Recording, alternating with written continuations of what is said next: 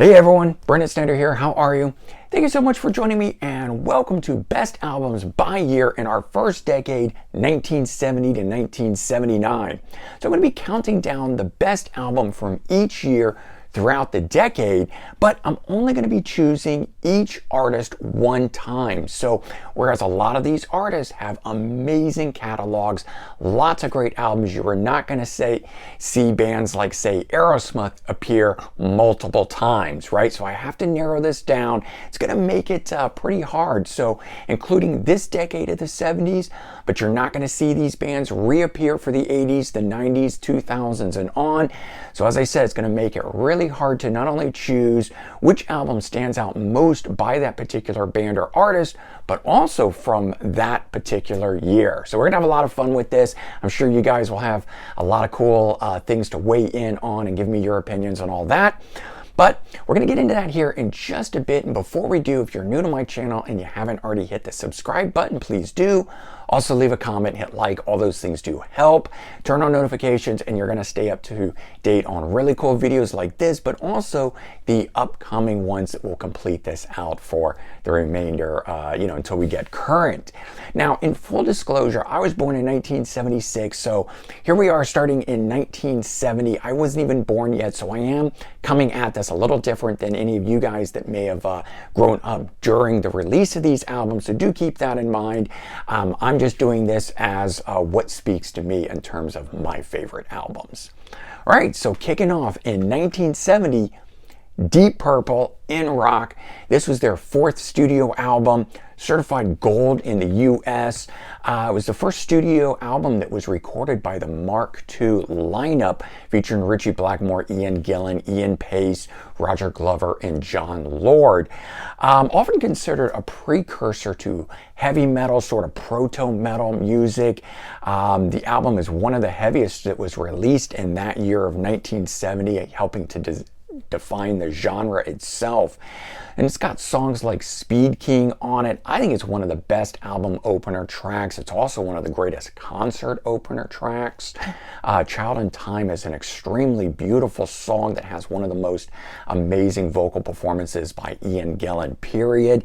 And then the song Black Knight, which, while not a song that was on the album at the time, has long since been added to it. I think it makes the album even stronger. It's one of my favorite songs by the band. And I think what also just overall helps to make this album here the best of 1970. Okay, 1971, The Doors, LA Woman, sixth studio album, goes on to sell 3 million copies in the US alone. Personally, my favorite of all the Doors albums. Last one to feature Jim Morrison on it. He would unfortunately die 3 years after its release. Heavily influenced by the blues, maybe even more so than the earlier albums by the Doors. And this one here, interestingly, was not recorded by their longtime producer, Paul Rothchild, who unfortunately they had a falling out with over the perceived lack of quality of performances. Whereas this album here is often cited as one of the best, certainly by myself, where I'm saying this is my favorite album. Instead, they had their longtime sound producer, Bruce Botnick, come in. They recorded it in just 6 days, which to me in and of itself is amazing that they could capture such an amazing album in that amount of time. They did it in a makeshift studio that was actually done in their rehearsal space, where they were attempting to have a more relaxed atmosphere. And I do think that comes across in the recordings on here on songs like Love Her Madly, Riders on the Storm, and of course the title track on here. But the overall whole album is just simply amazing, and in my opinion, what makes this album the best one of 1971. 1972, yes, Close to the Edge, fifth studio album, sold 1 million copies in the US. Again, happens to be my favorite of the 70s era Yes releases. It was the last one to feature drummer Bill Bruford, though, until the Union album that they did in 1991. Unfortunately, found this album here too laborious. But case in point, this was an album where the band made a shift in terms of their song structure and stuff, going to a long form style, more complex song structures. Case in point with the title track that is 18 minutes long on here. And although the album itself only has 3 songs on it, Close to the Edge and You and I and Siberian Katra on here, but despite that, the album itself became the band's greatest commercial success at the time, all helping, I think, to make this the best album of 1972.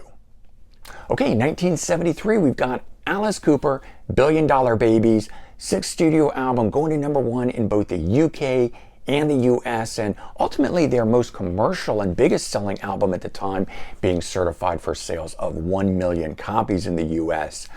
I personally think this album is the most consistent album for the band, both in terms of sound quality and style.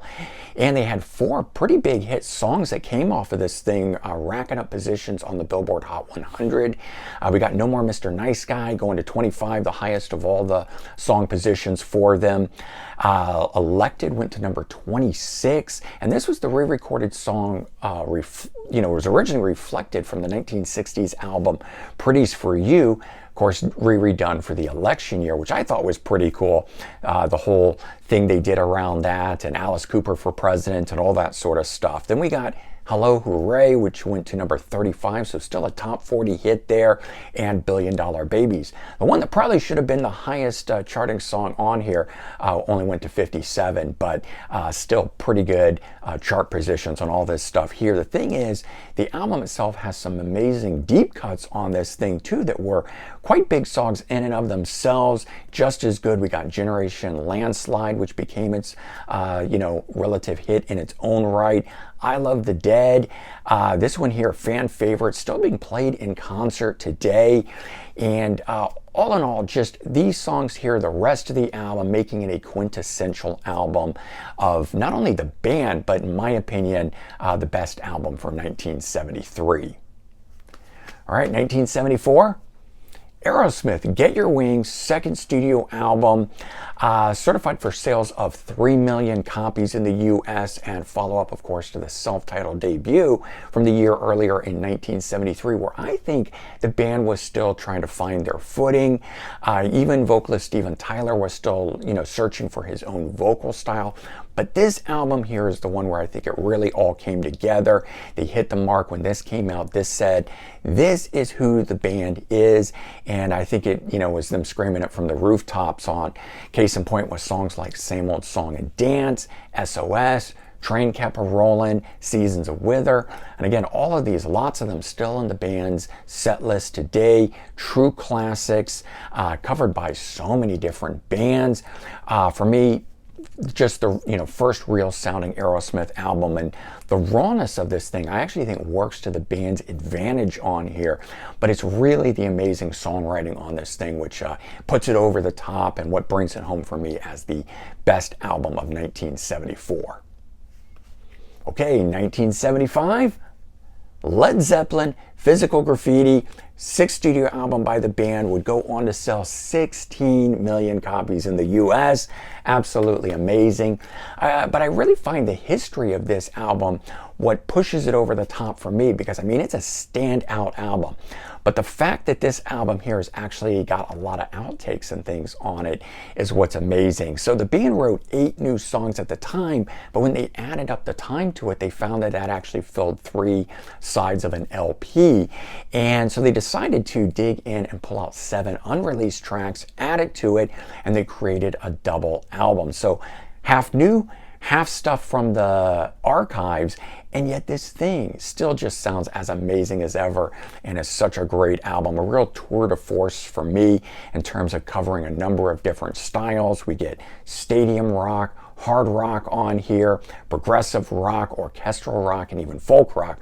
cover every kind of rock you can imagine on this thing. Led Zeppelin is certainly one of the best ones ever to do it. And they were at their creative peak on this thing here. Case in point with songs like The Rover. It's one of Jimmy Page's best riffs in my opinion. Originally recorded for Houses of the Holy, but then I added some new guitar parts for this in 1974. Kashmir is one of their most progressive pieces, became a concert staple, and then just now one of their most iconic songs.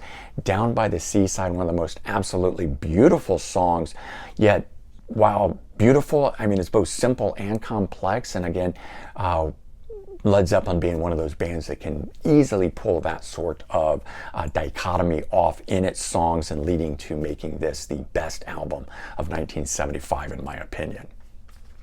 Okay, 1976, Boston's self-titled debut, 17 million copies sold in the US, one of the largest selling debut records of all time.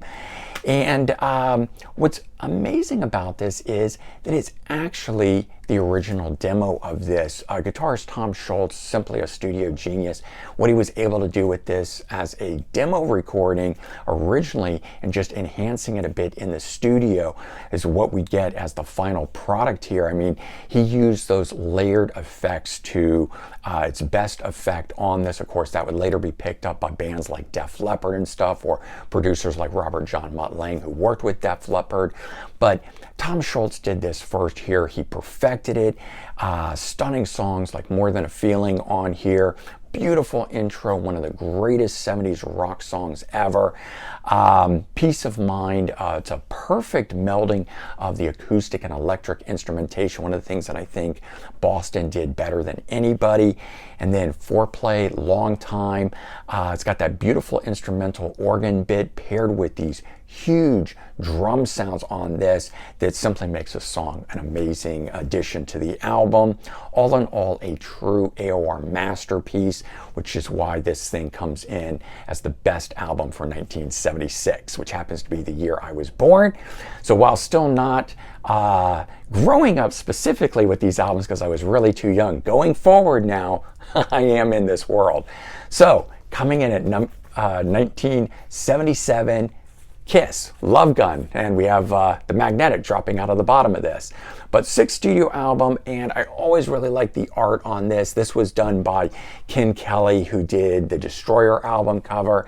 Thought it was cool that they continued that in line. Always made me feel like those albums were paired up together. First album to feature Ace Frehley on lead vocals for the song Shock Me, which incidentally was actually based on real events. But this was also then the first album that had all 4 band members taking lead vocals on it, and full of killer classic Kiss songs. We got I Stole Your Love by Paul Stanley, Christine 16 by Gene Simmons, Love Gun, the title track by Paul Stanley.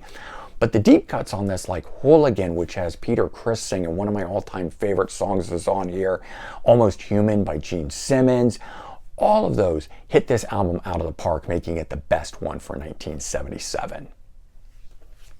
Okay, 1978, the Rolling Stones, Some Girls, 14th studio album in the UK, 16th studio album in the US. Yes, they're off a bit. That just had to do with early releases and how they got packaged up before they got on par with releasing the same thing, in the different territories. This was the first album to feature new guitarist Ronnie Wood as a full-time member. He had guested, but he was now a full-time member for this one here. The album was heavily influenced by dance and disco music at the time, and not really far off from what the Rolling Stones have always integrated different sounds and things into their music. Of course, their soulful blues rock sound being the roots of everything, but they've always kind of added different stuff in. I personally think this is some of the best stuff that was done at that time, during that time frame where disco was certainly such a popular thing. The Stones just, they were able to bridge it seamlessly and better than most bands around. Case in point with songs like Miss You. It's got an amazing driving beat on it that Bill Wyman provides, giving it that disco feel, but yet keeping it rooted in the rock. We got Beast of Burden, a great melodic rocker on here with a really nice soulful undertoning, lots of energy and everything with it. And then we got Shattered on here as well. It's got a really cool, groovy bottom end on it, some frenetic vocals, providing lots of energy throughout on this song here. And just so from top to bottom, high energy throughout. It's excellent, all killer, no filler, as they say, making this the best album of 1978. Okay, and then we've got the last album of the decade here. So 1979, Tom Petty and the Heartbreakers, Damn the Torpedoes, third studio album, 3 million sold in the US, breakthrough album for the band. Lots of energy that the band was waging with its record label at the time actually was put into this album here, helping to create amazing 9 pieces of rock music on this. None of them are bad on this thing. Refugee, which opens with a really big sort of rock sound to the thing and then falls back into a groove before returning to a real big chorus on this thing. It's just one of the most outstanding songs they ever did. Here Comes My Girl, I really like the spoken word aspect of it, but then it moves into this beautiful chorus, and just the way Tom Petty could do that style in different songs here, I think is testament to who he is and the amazing musician and songwriter that he was. We've also got Even the Losers on here, which was not released as a single at the time, but has gone on to become one of their biggest songs, proving just how great this album actually was at the time, still is today, however you want to look at it, but making this the best album of 1979. And so there you go. That is my 10 albums for best albums by year from 1970 to 79. What an amazing decade the 70s were. Certainly, with all the albums that came out each of those years, I had a hard time narrowing this down. As I said, I wanted to only pick, one artist and one of their albums going through this whole thing, starting in 1970. And if we bring this thing all the way up to 2023, you'll see that never repeats. So making it certainly a little harder than just throwing in every great album by one band that you enjoy. But yeah, give it a go. See what you guys can come up with in here. As I said, I'm sure you guys have difference of opinion and everything, and that's totally cool. Let's have an awesome debate on it. All right, everyone. Take care. Keep an eye out for the next one in this as we move into 1980 to 89, I guess would be our next decade in here that we'll be doing. So take care. Have a good one, and I'll talk to you soon. Bye-bye.